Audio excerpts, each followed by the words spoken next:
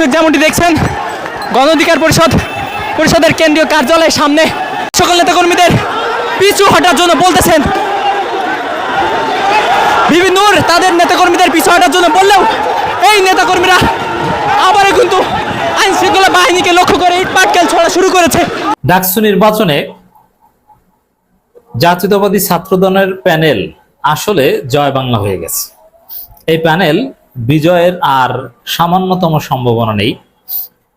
এক কথায় যদি বলি, এই প্যানেল জয় বাংলা। মানে এই প্যানেলের বিরুদ্ধে এখন অনেকে বলছে যে এদেরকে ক্যাম্পাসে অবাঞ্ছিত ঘোষণা করেন, এদের ক্যাম্পাসে ঢুকতে দেবেন, এদের ঘাট ধরে ক্যাম্পাস থেকে বের করে দেন, এই কথাও উঠছে। ঢাকা বিশ্ববিদ্যালয়ে ছাত্র দলের বিরুদ্ধে উত্তেজনা বিরাজ করছে। আপনারা দেখেছেন যে ছাত্র দলের প্যানেলের এক প্রার্থী মায়েদ, এ ছেলে একটা অসৎ এবং বাটপাট টাইপের ছেলে। এর নারী কেলেঙ্কারি আছে এবং নারীদের সাথে প্রতারণার অনেক অভিযোগ আছে। পদ পদবি পাওয়ার জন্য অনেক নিচে নামতে পারে এই ছেলে। একটা অসৎ প্রকৃতির ছেলে এবং গুজব বাস ছেলে।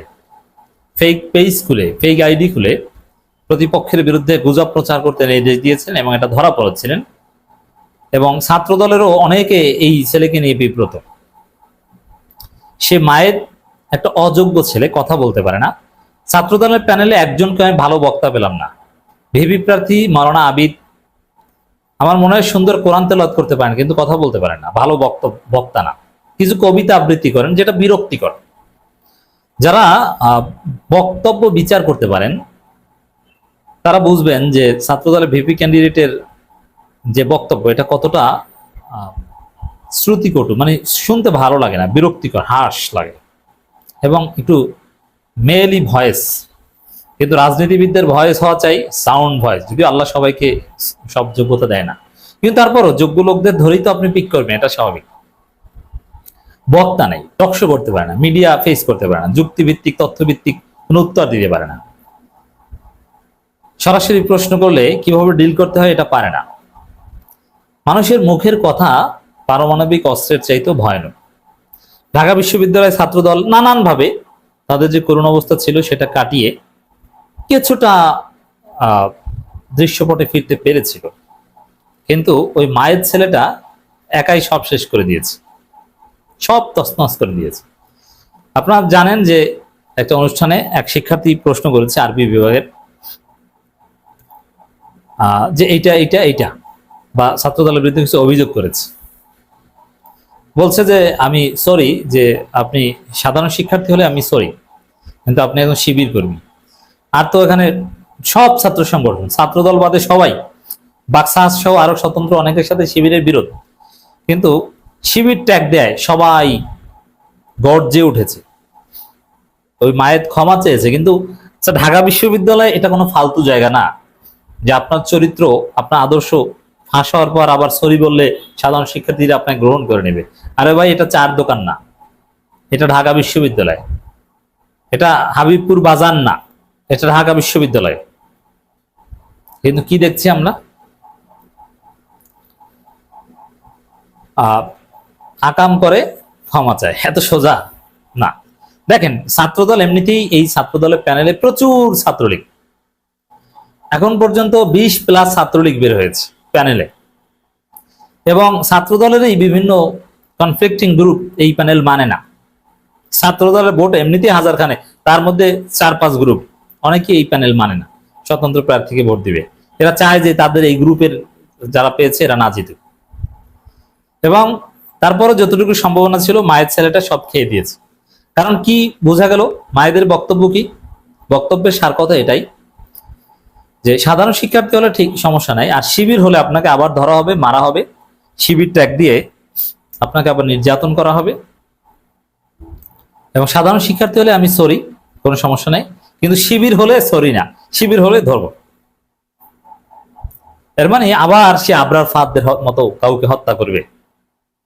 এবং ছাত্রদল কিভাবে জিতবে, এরা তো নির্বাচনে আগেই পিছু হটবে, আমার বিশ্লেষণ তারেক রহমানের নির্দেশেই পিছু হটবে, নির্বাচন বানচাল করতে চাইবে। কিন্তু আমার বিশ্বাস নির্বাচন ওরা বানচাল করলেও নির্বাচন হবে। তো এখানে ছাত্রদল শেষ পর্যন্ত নির্বাচন দেখবে যে না ভরাডুবি ঘটবে বা একেবারে মান সম্মান থাকে না, নির্বাচন থেকে পিছু হতে পারে।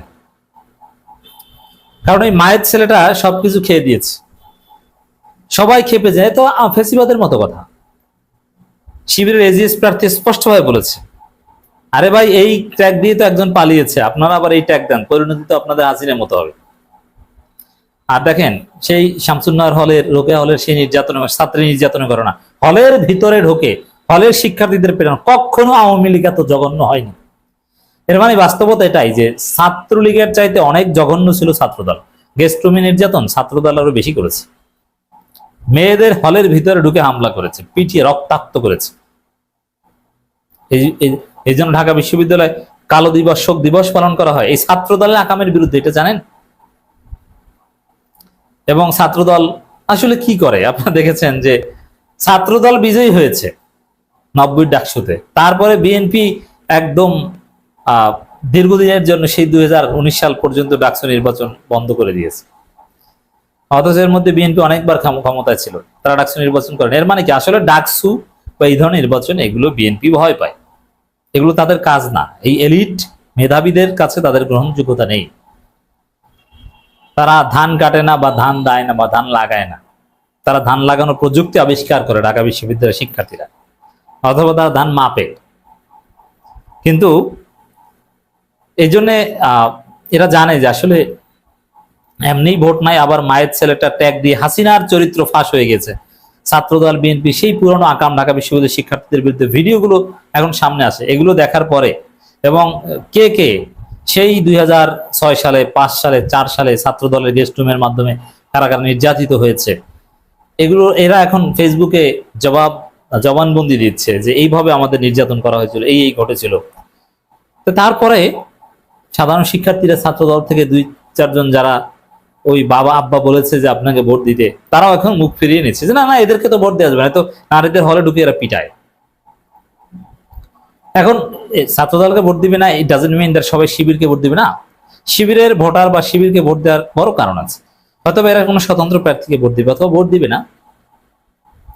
শিবির জিতবে কি জিতবে না আমার এই আলোচনার বিষয়টা না। এই আলোচনার বিষয় হচ্ছে ছাত্রদলের সম্ভাবনা যতটুকু তৈরি হয়েছিল মায়ের ছেলেটা খেয়ে দিয়েছে। ছাত্রদলের আন্তর্জাতিক সম্পর্ক বিষয়ক সম্পাদক সে নির্বাচন করতে চাচ্ছে না, এর মানে আসলে নির্বাচনের আগে ছাত্রদল পিছু হতে পারে তারেক রহমানের নির্দেশে।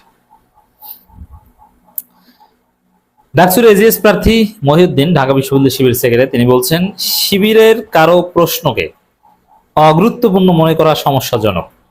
এর মানে যে ছেলেটা প্রশ্ন করেছে মায়ের যাকে শিবির ট্যাগ দিয়েছে, সে শিবির হলো, আপনি তাকে ট্যাগ দিতে পারেন না। শিবির হলে তাতে কি, শিবির কি বিশ্ববিদ্যালয়ের শিক্ষার্থী না? এখানে মূল পরিচয় এখানে শিক্ষার্থী কিনা, শিবির শিবির না এটা তো আপনি বলতে পারেন না। এর মানে স্পষ্টত ছাত্রদলের আকিদা ফেসিবাদী শাহবাগী আকিদা। এখানে এই ছাত্রদলের সেই মায়েদের বিরুদ্ধে সবাই সোচ্চার, শিবির থেকে শুরু করে নন শিবির আরো বেশি সোচ্চার। এই প্রথম দেখলাম যে কাউকে শিবির ট্যাগের বিরুদ্ধে সবাই ফুঁসে উঠেছে, কিন্তু এই এক শিবির ট্যাগ দিয়ে ছাত্রদলের ভোট জয় বাংলা হয়ে গেছে।